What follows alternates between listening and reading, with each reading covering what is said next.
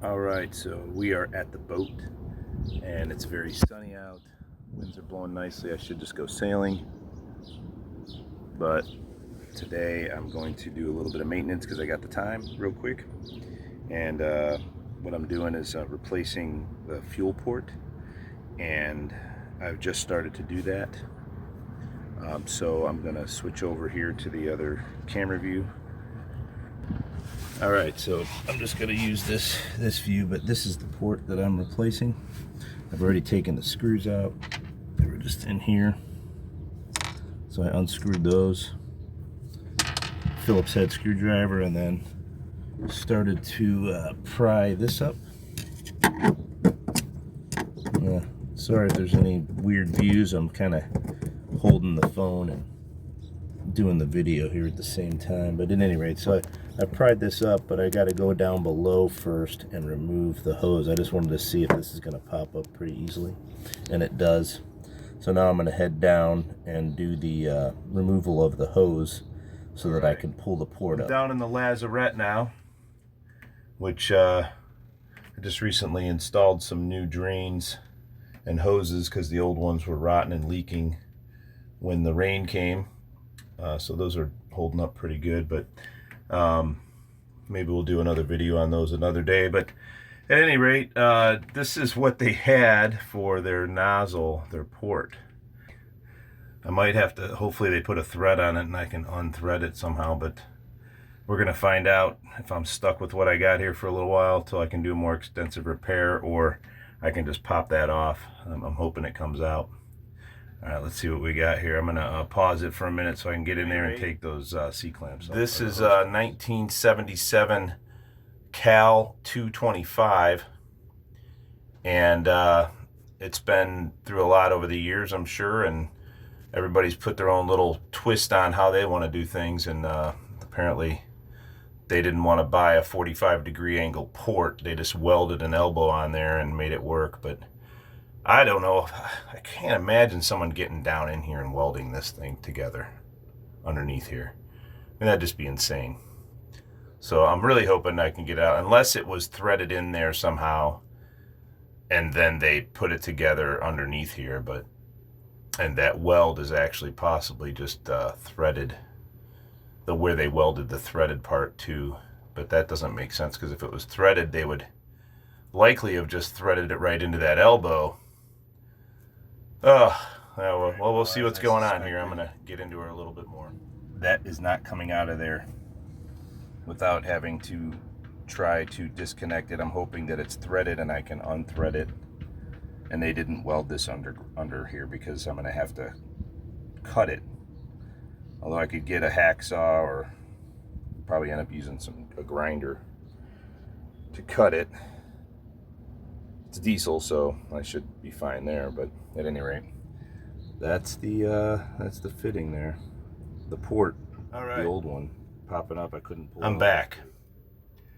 Now I've tried to loosen it up. I do see there are some threads on there, so I think they were at least smart enough to not weld everything together.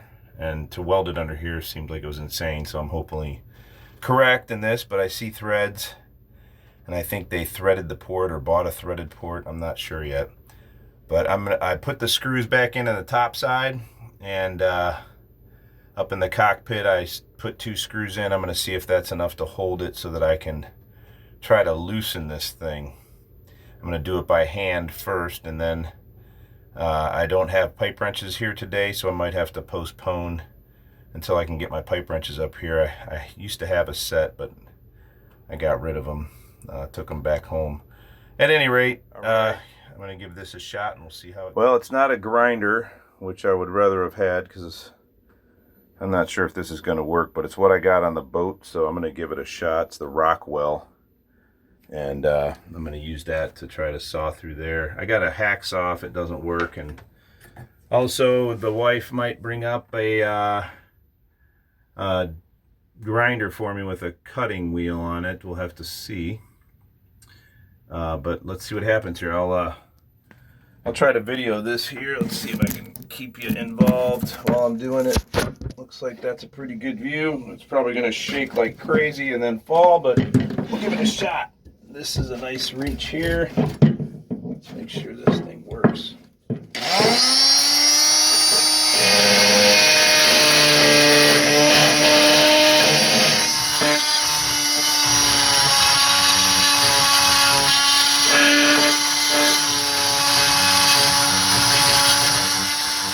So the update is I put the screws in to hold it steady, tried to turn this thing and could not get it to budge. I imagine after however long it's been sitting in there, the way it is, that it's welded shut. Plus I don't really feel like breaking the heads of the screws. They're just little, you know, stainless steel screws up there. If I really crank on this and those snap, then I have other issues.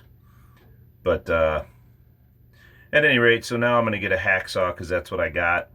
And I'm going to hacksaw this thing off of here. We'll see how fast I can get it done. But the joys of old boating. All right.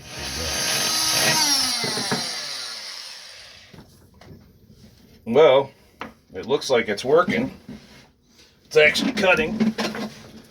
So I'll keep going with it. See if we can make this happen. Looks like I got about a 1/4 inch so far.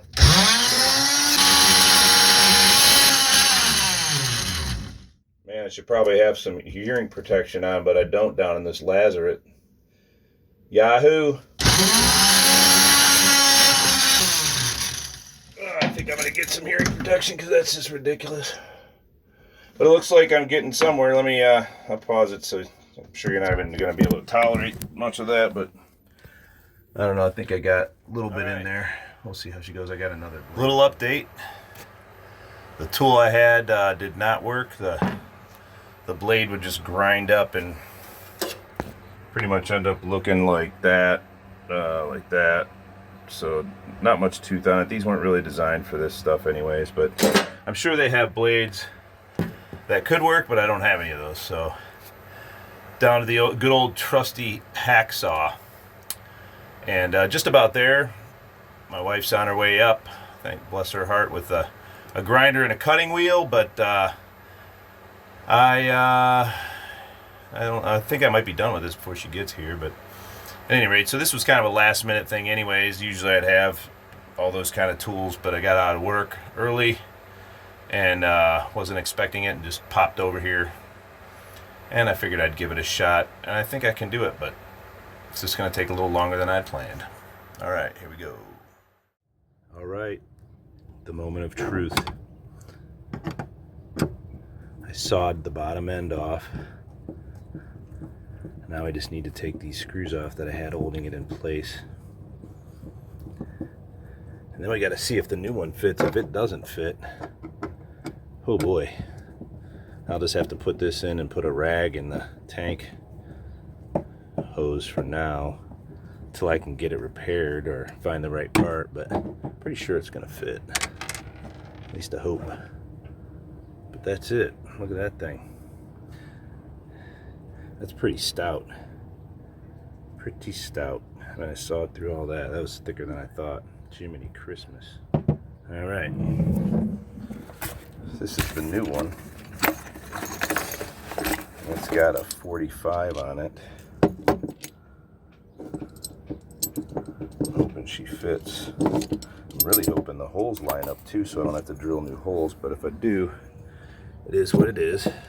Look at that. And I think it's gonna be good. About the same diameter and everything, so I'll just line that up with my gasket and screw her in there. I think we'll be good. Let's go see what she looks like underneath. All right, back down in the slippery mess right here. Ugh. All right, look at that. So that's going to be a lot better for my hose. I got a new hose I'm going to put on.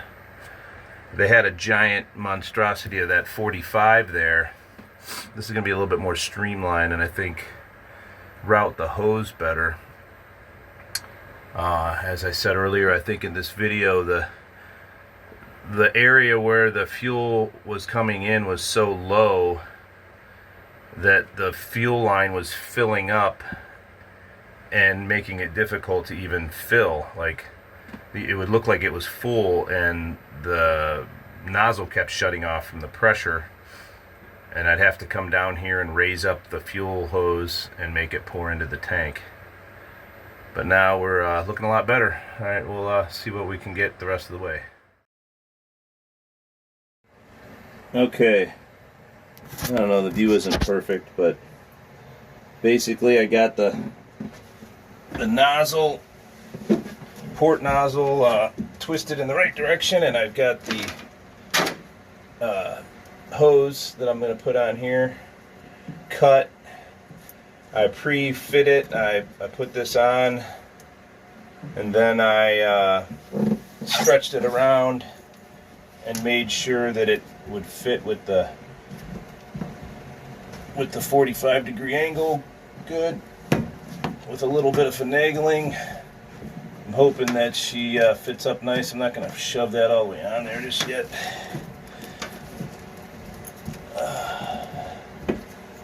Alright, we are going to be bending this hose a little bit, so I'm really hoping she doesn't kink on me or anything. She seems pretty flexible. And there's a reinforced wire inside it. It seems like it's going to make it, so I'm going to get a hose clamp on here before I put it on. Just wanted to test fit it real quick. Look at that cable, this little thing here is for the cap, so it doesn't go, so you don't lose it.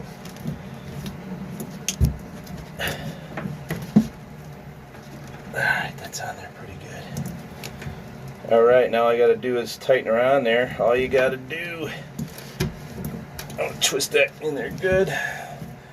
This is on here real good. Well, I think that's gonna be a nice improvement. There's a little bit of a kink, but not too bad. I think that it'll fuel up a lot better like that than the way it was. I used to have at least 1.5 foot of hose on there. Whoa. I had this on there, which is at least it's almost 2 foot of hose, and that 2 foot of hose was just too much. Plus they had that funky elbow in there, right? This funky old thing. And if you're gonna get your stuff, I mean, it's 3/16 stainless, that port that I got, but the port that I was going to get at West Marine was like $100 some. I went online, found the same port, probably, I mean, it's made in China, sadly, but, you know, it was $25 or $30, you know. I don't know what West Marine's trying to do. I mean, maybe it's all American made over there, or they're just trying to rip us off. I don't know. Have to find out, but at any rate, that's what I got, and we'll once I get it all finished up and we get her all buttoned up, we'll maybe take another look. But the true test is going to be when I go to fuel it up. All right, well, I guess that's it for now. If you guys are interested in more videos like this, I guess let me know. Like this and subscribe, and we'll get into it, do some other stuff. I got a lot of other repairs on this boat that I got to do. The electrical is coming up soon. That's just a nightmare. I inherited this boat. Well, didn't inherit when I bought it. I inherited the mess. That's something to think about when you're doing repairs on your boats, or thinking about buying an old boat. You know, you're gonna have a bunch of to-do lists, a bunch of things to fix that other people were working on, and things like that. So if you're not dedicated and don't have the time, it's going to be pretty expensive. But if you do this stuff yourself, it's relatively affordable. It's not always fun, but yeah. All right, well, thanks. Hope you enjoyed the video.